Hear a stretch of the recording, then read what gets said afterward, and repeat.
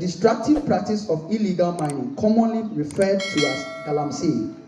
This illegal activity is wreaking havoc on our natural environment, particularly our water bodies, which serve as a vital resources for millions of Ghanaians. Rivers such as the Pra and Cobra and Ofin have severely polluted by chemicals like mercury and cyanide used in illegal mining. This contamination is not only harming aquatic life, but also endangering the health and livelihoods of communities that depend on these water bodies for drinking water, farming, and fishing. Beyond water pollution, Galamsey has led to widespread deforestation and land degradation, threatening our nation's ecosystems and then sustainability of our natural resources.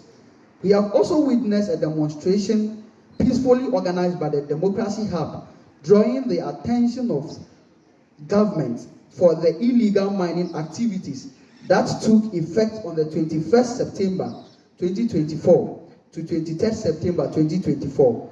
Unfortunately, the peaceful protesters, which includes a pregnant woman, a 10-year-old girl, and 62-year-old lady, who have been arrested by the police service for causing no havoc in the country, rather than preaching to the government the negative impact of Galamsey and the need for the government to critically implement measures in ensuring that our water bodies and lands are well protected from Galamsey activities.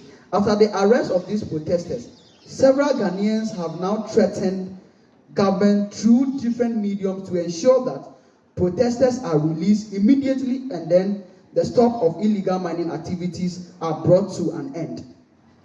Just recently, some groups of Ghanaians were encouraged by the 1992 Constitution under Article 21, Clause 1D, which states, all persons shall have the right to freedom of assembly, including freedom to take part in processions and demonstration.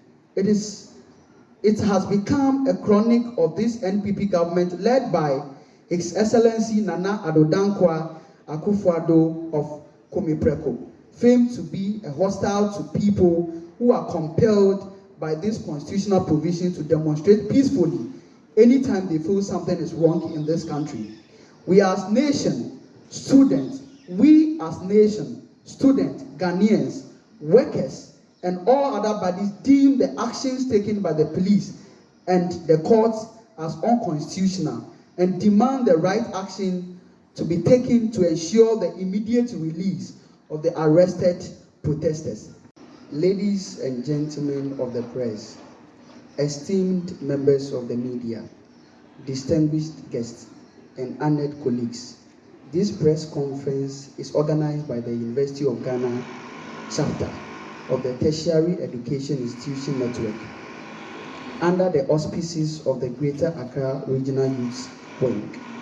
We wish to sincerely appreciate you for your ardent contribution of constantly and consistently informing, educating, and entertaining the public, and most importantly, serving as a countervailing authority to the work of the government.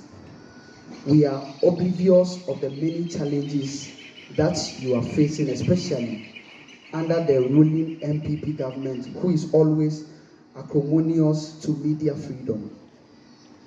We are compelled by a sense of urgency to convene this press conference with you today to highlight some issues of great concern. We are here today as a concerned student and not just members of the opposition NDC party, who are gravely concerned about the devastating effects of illegal mining, the unlawful arrest of protesters during the Democracy Hub demonstration, and the industrial action by the various unions on our university campus. In recent weeks, some unions across university campuses have embarked on a nationwide strike. These include groups such as the Teachers and Educational Workers Union, TERU, and then the Senior Staff Association, the Tertiary Teachers Association of Ghana, has given an ultimatum to the government on the need to fight illegal mining, which is 30th September, which happens to be today. They are going to embark on a nationwide strike until further notice.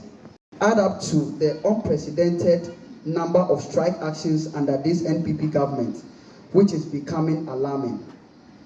The core reasons behind these strikes are tied to a variety of unresolved issues. Many university staff members, including academic and non-academic workers, have raised grievances over inadequate compensation and then the delay in implementing agreed upon condition of service. These delays have created a sense of frustration and mistrust toward the government and university management. Also raised concerns over salary disparities within the public sector. In comparison to the other government workers, university staff believe their wages do not reflect their qualifications and contribution to national development. Pension and welfare concerns. There are significant concerns about the pension schemes and other welfare benefits to staff. These matters, if not addressed, risk undermining the livelihood of our valued academic and administrative workers. It is important to acknowledge that these strikes, though initiated out of necessity to demand fairness, are taking a toll on students and the broader university community. The effect of the strike on students. The impact of these strikes on students cannot be overstated. Our students, who represent the future of this nation, are bearing the brunt of these actions. The strike at the University of Ghana is having a significant impact on students. Many are feeling stranded and uncertain about their academic future. The indefinite nature of the strike is causing anxiety among students, particularly those who are worried about completing their studies within the stipulated time frame. The strike has already reduced the academic calendar from 13 weeks to 9 weeks, and further reductions are likely, which will put additional pressure on students to cover the same amount of material in less time. Research has shown that strike actions can have a detrimental impact on student academic performance.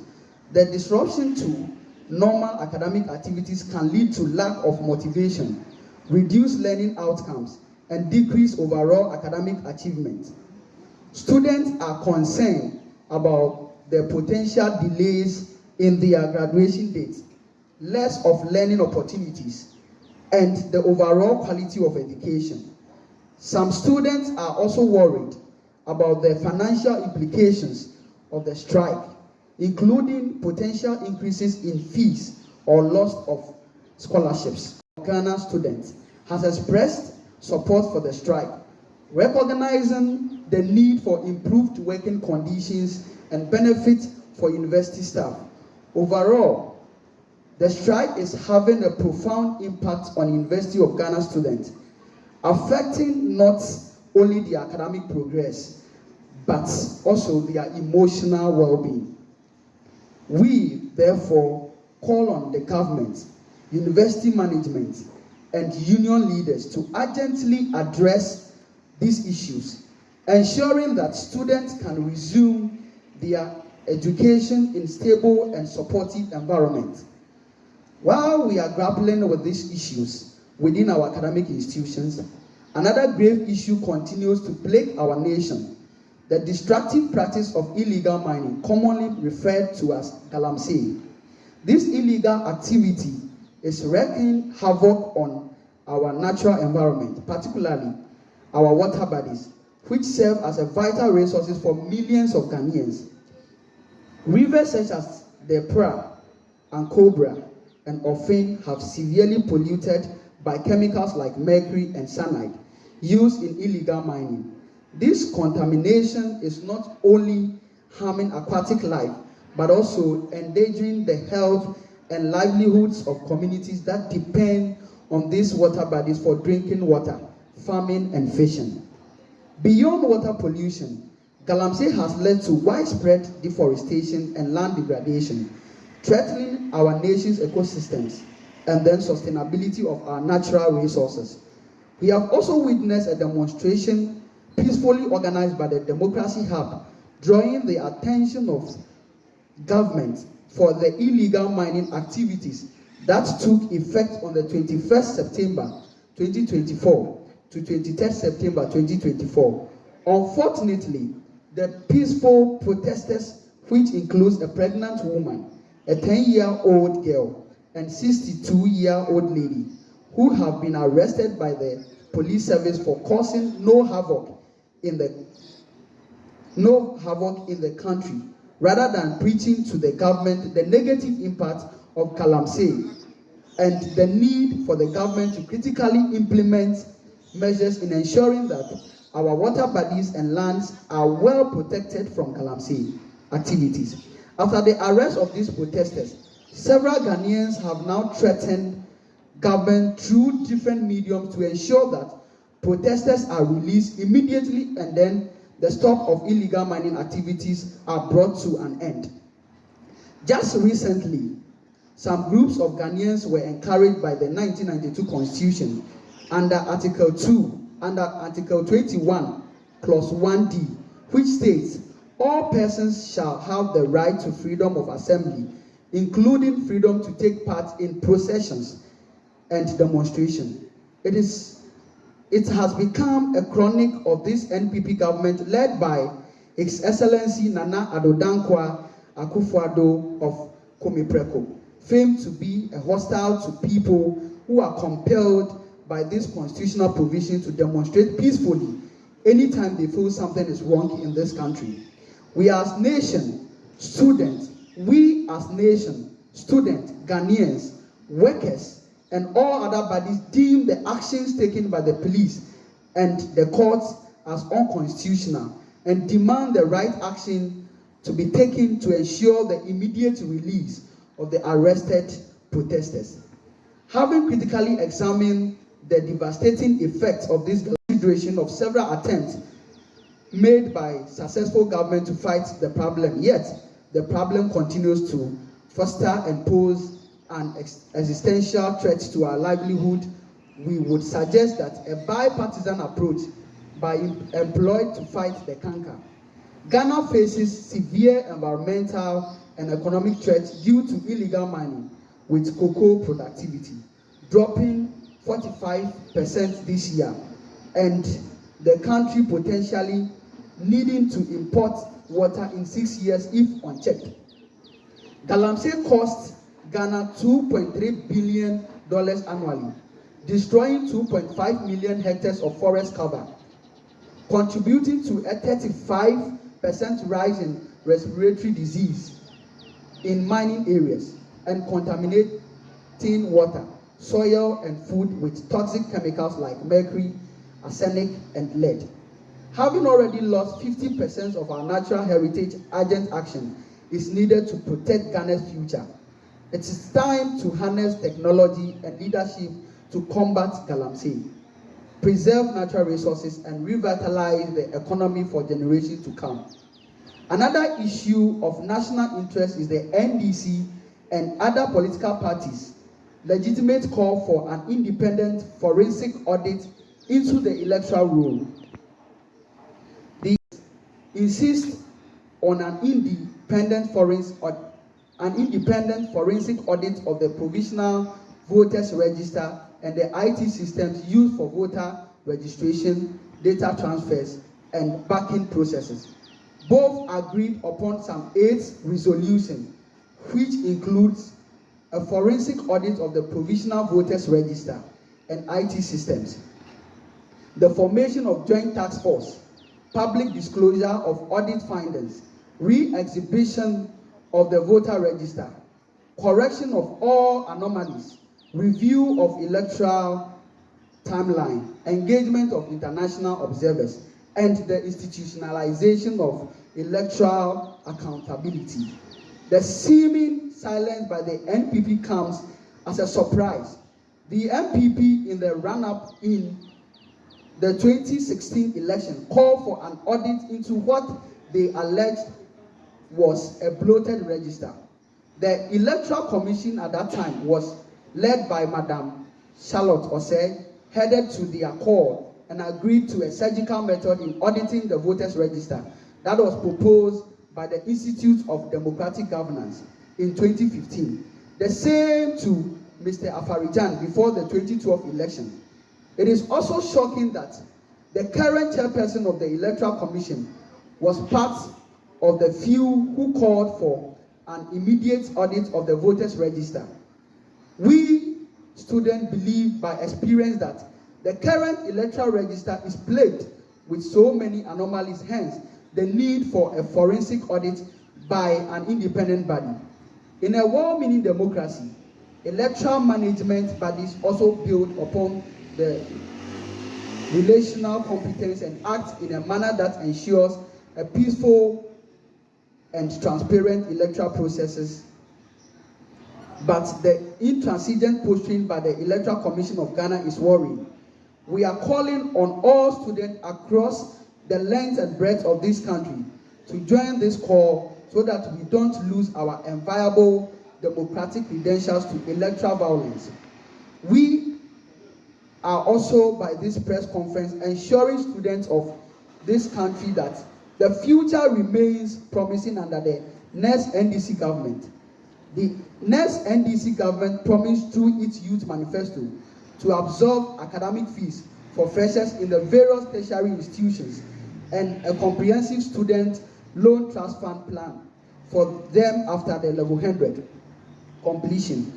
Continuing students also stand a chance of benefiting from this initiative under a well-resourced student loan trust fund. There will be entrepreneurship programs for all students to equip them with.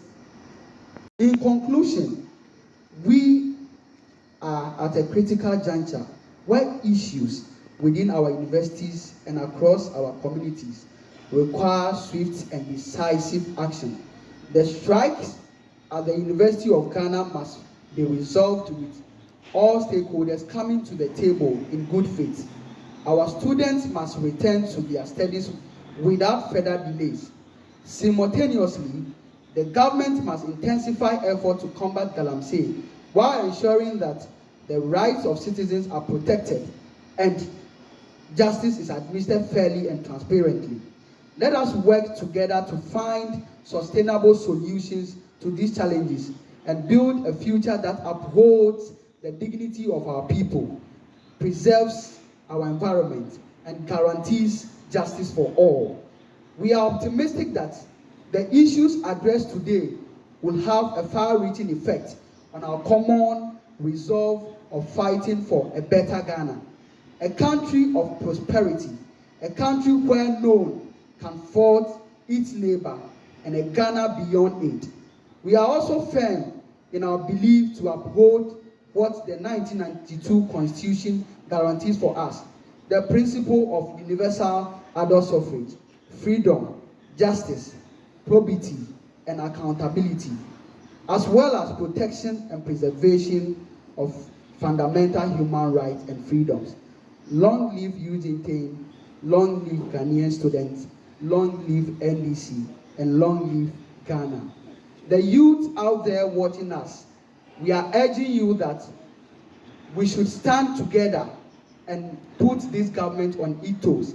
What is happening currently, it will be very disheartening that a time will come that we cannot have access to our natural resource anymore because these governments are not taking action to protect our natural resources. Let us all come together as youth and fight for our future. Arise, Ghana youth, for your country. The nation demands your devotion. Let us all unite to uphold and make it great and strong. We are all involved. We are all involved. We are all involved in building a motherland. Oh, we are all involved. We are all all involved. We are all involved in building a motherland.